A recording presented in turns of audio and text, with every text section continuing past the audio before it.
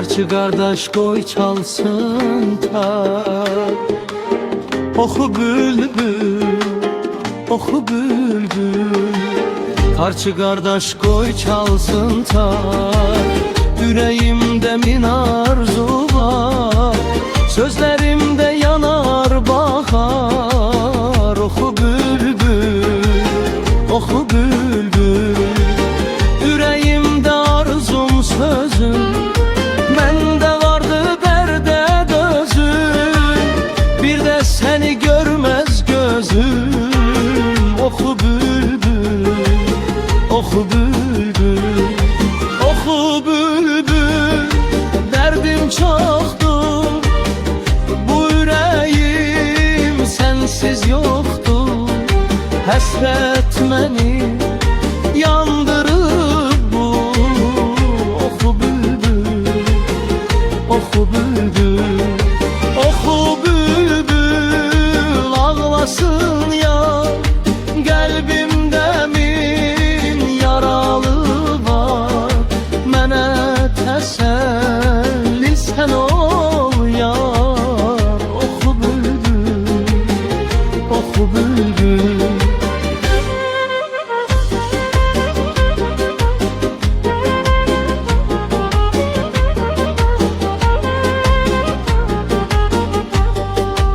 Sen ayrı düştün gülümden, mən də düştüm vətənimdən. Biraz da benim derdimden. Oku bülbül, oku bülbül.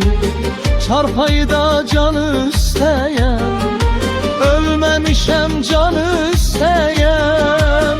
Uzun müddətdir xəstəyəm.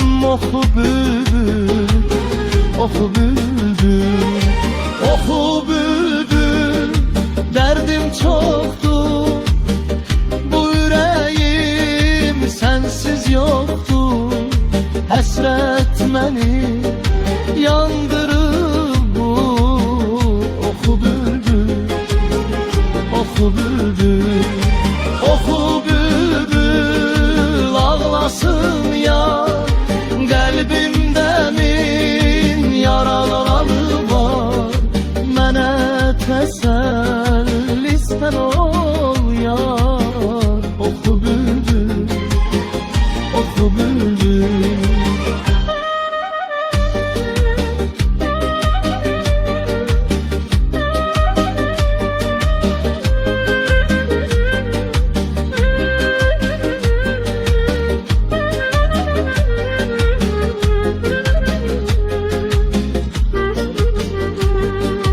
Talih mənə etdi sitem, koymadı arzuma yetem.